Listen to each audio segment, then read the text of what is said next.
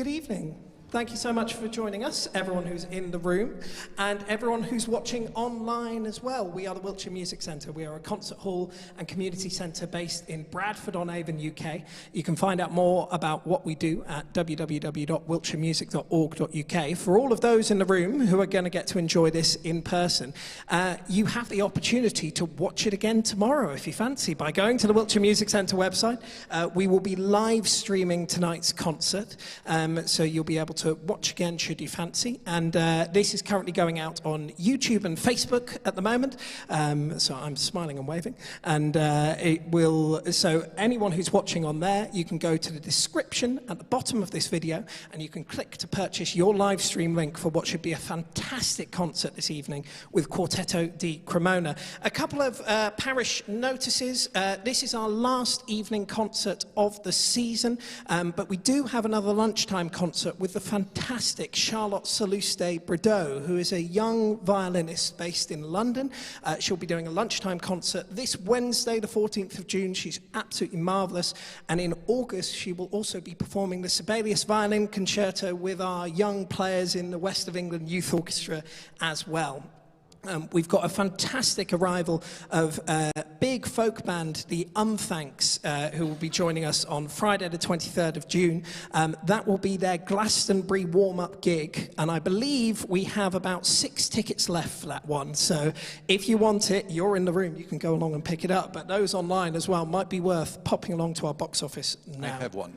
You have one, fantastic. You can sell that for double price. I'm delighted to be joined by Christian and Simone. And you are joining us off the back of a terribly busy schedule at the moment. You are all over the place. Can you talk a little bit about what Quartetto di Cremona have been up to recently? Yeah, please. Do you remember? I don't really. No, we are quite, yes, you're right. First of all, good evening, buonasera to everybody. Buonasera to our online friends. We are quite busy, luckily, particularly after the pandemic. We are working a lot, and we don't complain, for sure. Of course. We have been in the, just talking about January, February. No, let's start from December. In December, we were in India. We had a tour there, and then we have been in the United States, a bit everywhere in Italy. We have been in Spain. We have been in Germany. We have been in Austria. In the first 6 months of the year, and tomorrow we will leave for Taiwan for a tour of 4 concerts. Yeah, so, you know, we are doing well. We are happy about that. Taiwan via Bradford-on-Avon. We're delighted to have you. That's exactly. The story as old as time. Can you talk a little bit about the quartet, how it formed, how you guys started playing together in the first instance? Sure. We all studied in the Paganini Conservatoire in Genoa. Because we were born and raised in Genova, despite the name of the quartet, Cremona Quartet, it's actually the Genoa Quartet. So after the studies there, we all went to different places to study for our solo studies. I went to London, and Simone went to Belgium, and Giovanni, the cellist, went to Basel in Switzerland. Paolo was too young, so as soon as he got his diploma in Genova, we just, you know, took him, and he joined the quartet. And after that, we met in the Stauffer Academy, where we now teach in Cremona. There was an orchestra there, and I actually was the one to have the idea to form a quartet, because it was always my dream. So I asked Simone, who is a former best friend. No, I'm joking. Still my best friend. I asked him, what about, you know, playing quartet? And he said, why not? And we found other 2 members of the orchestra. At the time, not the ones that you will see tonight, other 2 people. But then they left very early, and so actually we played together with Paolo and Giovanni for the last 22 years, I think. It's safe to say. So it was, you know, just because of the love for this repertoire that is really amazing. I did some quartet in the Conservatoire, not very well, I must say, but I always had the fantasy of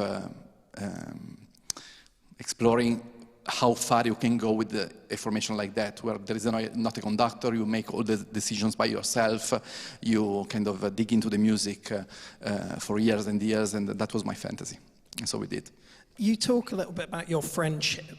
How important are relationships within that chamber music setting? I mean, if you were playing with total strangers of a similar standard, would you be able to tell, does that relationship really make a difference in the way you approach the music?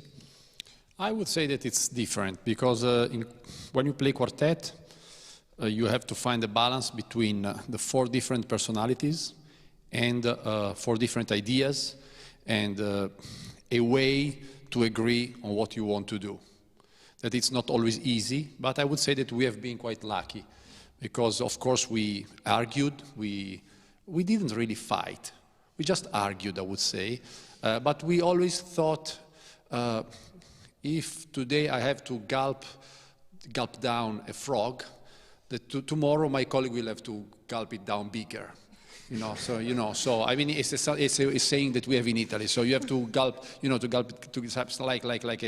when you eat something that you don't like it. Okay. Okay. So, but it's a kind of philosophy that usually works, and it helped us also to pass over on the difficult moments. But of course, I would say that it's even if you know each other since how long, 23 years, 22 years, and you work together since a long time, you always have to try to be at least respectful. We are quite direct when we say things to each other now, but we try to be respectful, and we share under many aspects a kind of a common vision about music. With strangers, or when it happens that we make music with people that we don't know, it always, of course, challenging because first of all, it's very important we hope every time that we will have a good feeling with the musician that is going to join us, and usually it happens. It is also very important for the quartet to be nice. It's not. And I have to say that usually we always had very nice relations, and they helped us also to have new ideas and to enrich our musical vision. With new ideas, different approach to the music, different visions. Because of course it's interesting. For example, when we work maybe with Russian musicians or with American musicians or with French musicians, of course music is over everything. But the background of a musician is very important too. So these differences I think these differences enhance a lot our musical vision and our playing. So, taking a step back then from the performance of the individual works, how do you approach programming as a quartet? How do you approach that kind of vision? Because this program clearly, it's a really interesting 3 pieces that balance together, and there's clearly been considerable thought and artistic vision within the quartet in terms of the way in which you present your programs. I think after many years of playing together, we realized that we like to play really substantial music, music that has a lot to say. I think there are 2 ways this happens. The first is that you start with the pieces that you like. You like, for example, you like French music, and so you start with those quartets and try to understand the music and play it around. And then there are the promoters that ask for other things. For example, the Beethoven cycle was, of course, an idea for us to play Beethoven because a string quartet has to play Beethoven, But we were asked at a certain point of our career to play the whole cycle in Milan, in a very famous and important society in Italy. And so we kind of took that route where we have to complete the Beethoven cycle, which is a big thing for string quartet. And it took a long time because we also recorded all the Beethoven cycle, and then we did the Mozart cycle. These things normally come from promoters. They want that for their audience, and you are chosen and you agree to do that. But aside of that, I think there is a lot of sometimes we discover music that we never thought we would like, you know, or we would have liked. For example, I was not a great fan of the Ravel String Quartet and of Ravel in general. I know it's strange because, you know, the bolero and la valse, great music. I was not really convinced that this music was my cup of tea, as you say in England very, very elegantly. But then I listened to a lesson of Vadim Vengerov, that was explaining a sonata for violin and Maxime, sorry, not Vadim. Vadim is the other one. Rapin. He spoke about Ravel like a higher kind of beauty, you know. It's probably not as deep as other things, like if you speak about the last Beethoven quartets or, you know, Schubert quartets. But the height of that beauty is so much that actually it has a value that is very important. How to make beauty sound something like, well, a value on itself. So you hear the perfect proportion, you hear the perfect sound, you hear the perfect phrase, and that has a value, I think. There is no sound like in Ravel. So I started to like it, and now we are kind of proposing it everywhere because it's... And we played, of course, a lot of the classics. We played a lot of contemporary music as well. And, but we are now thinking about, you know, for example, the Schoenberg Quartet No. 1, which is a really like 50 minutes of piece without interruption between the movements. And it has so much to say. We liked that music, I think. We like to play substantial music. And you can tell just how substantial all of these works are. And we'll kind of start at the end and move forward. Yeah. Otterino Respighi, maybe a name that is not that well known to our audiences. That's right. I happen to be a bit of a super fan, and I was very delighted when this came across as an option. Can you talk a bit about Respighi, who he was, and what gives his music such a specific taste, a specific character? We have in Italy many composers. We call them the generation of the 80s because they were born more or less around 1880. And they really took very seriously composition and writing, not just operas. You know, at that time, opera was, of course, winning against everything in Italy. So because we had this great tradition, and we still have this great tradition. But these composers really tried their best to offer and to give and to leave. Let's say, a legacy of Italian chamber music writing. For example, Otterino Respighi, and I think to Casella, for example, or Malipiero. We play all these authors because we think that they give and they offer, and Respighi too, a window, let's say, on Italy, and on Italian music and on the Italian way of thinking to the chamber music and to the chamber writing. Of course, Otterino Respighi is the most famous thing by him is this Pini di Roma. Yeah, and of course, it's a symphonic poem, and probably the most played thing by Otterino Respighi. But at a certain point, I think because I was talking about that with a friend, and she is the promotion manager of Ricordi, Casa Ricordi, one of the biggest publishers in the world, and for sure in Italy. And she was telling me that at a certain point, because of the war and because of other things, this music was left a little bit behind, and nobody played it anymore, because then we had this avant-garde like Maderna and all these people, and Darmstadt and all this kind of music that really took the place of these. And as they were not able to become, I mean, they were very famous in Italy, and they were liked a lot also by other composers abroad during their existence. But for many reasons, a few of them I just mentioned, they were a bit forgotten.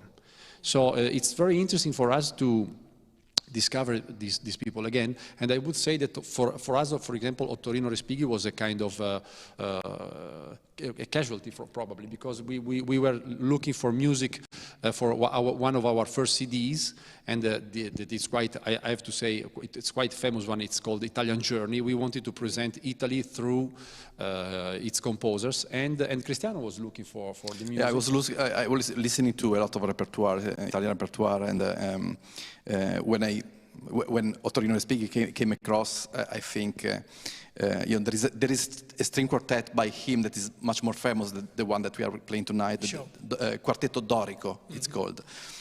I know I'm very strange, I don't like the beautiful things maybe, but I never liked that one as much as this one that we are going to play. This one in D major, I think it's really like Pini di Roma. It has a really very special flavor, it's very symphonic. The Doric Quartet, I know that there is an ensemble called the Doric Quartet here. I'm not talking about that. I'm talking about a piece by Doric Quartet, WRC favorites. Yeah, Quartetto Dorico.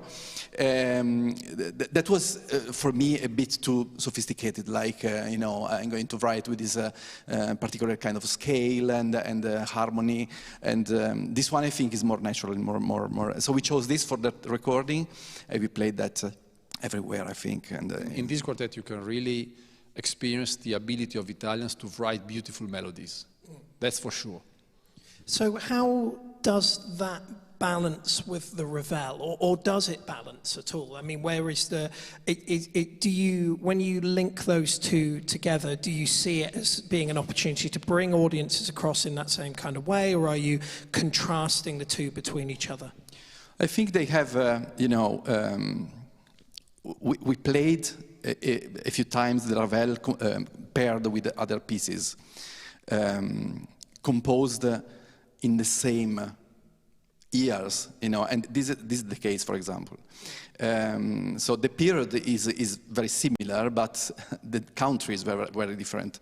If you talk about Ravel, that impressionism in the music, and it was such a tiny period. It disappeared right away. You have Debussy and Ravel, but this style got lost very quickly. It's something very beautiful that appeared suddenly and suddenly disappeared. And I think it's very beautiful to see what was happening at the same time in two different places, not really knowing for them what was happening in the other place. So I think it's the case of this program. And the Wolf, of course, that's a little bit of outsider. It's a piece that we often play because it has an Italian flavor to it, but it's not an Italian composer. So it's also fun to understand what composers from abroad, and abroad talking about Italy, of course, were thinking about Italian, country and Italian. Sometimes it's a bit funny because suddenly you hear the big tenor recitativo. The cello is playing that. Of course, it has to be the cello, which is very obvious in a way. For us Italians, it's kind of comical actually, but it's beautiful because we all have ideas about people of other countries, how they behave. The French people don't want to speak other languages, and the Italian people, they just care about food. All these kind of common places. You can see that also in the music. Having said that, of course, it's a beautiful piece. We wouldn't play it if I was it was about not. to say, presumably, it still is a wonderful statement which you care about as well in terms of finding that stuff within it. Yes. And Hugo Wolf as well, as being a composer for instrumentalists. I mean, most people would know him through his song cycles, through his other stuff. What does he bring as an instrumental writer? Is he a natural writer for string quartet? I think that his music is really beautiful and very well written. So because Cristiano was saying about this kind of ironic meanings that you can find in the music, but if you don't write them very well, it could sound very cheap.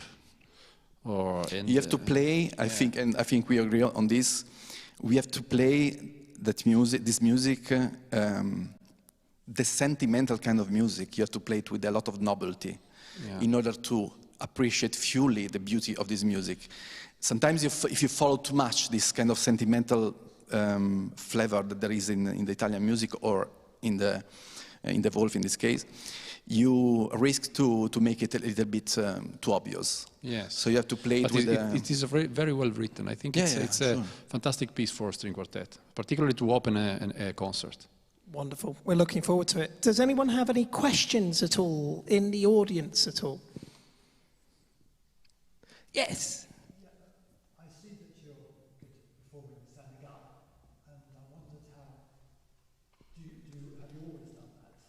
The what? Sorry. No, we didn't. We started sitting.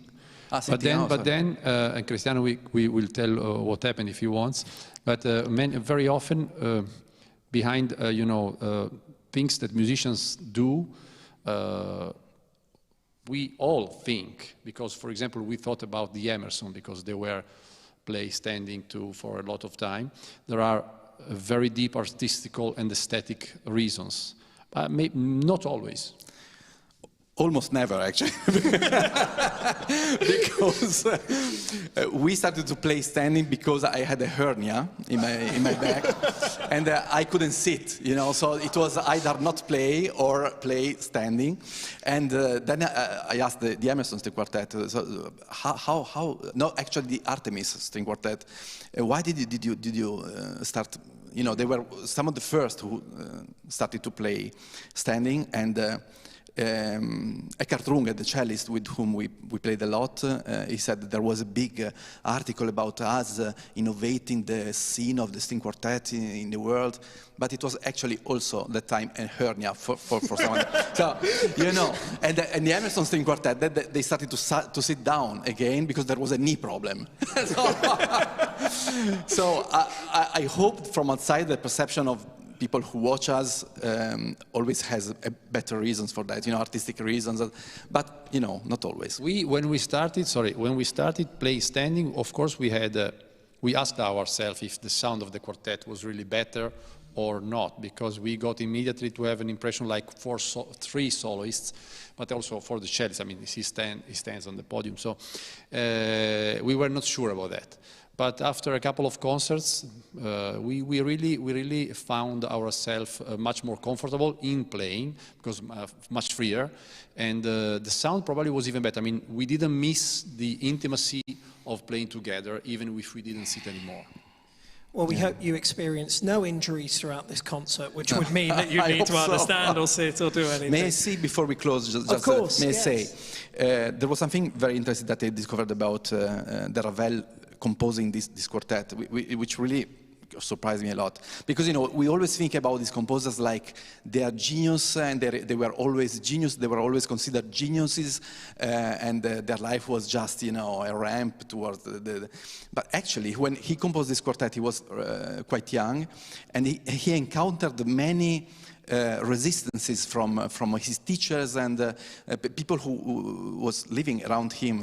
Fauré was his teacher, and he said, it's not really a great quartet, he said. And it was composed for Fauré, by the way. The dedicatee was actually Fauré, if I'm not mistaken. And he didn't really speak very well about this quartet, and so Ravel had to swallow a big, how did you say? Frog. A big frog. So, but today, of course, you play Ravel, and if it doesn't sound well in the first rehearsal, you always say, okay, it's me, it's not him. But at that time, they had to learn how to deal with their contemporaries. There is also this joke, I want to tell it, because I was told this joke in English, and I think it works better, and probably in England you understand it even more. Schoenberg enters a bar and sits at the table. So the bartender asks him, "What can I serve you, sir?" And he says, "A gin, no tonic, please." One for the music theory nerds out there.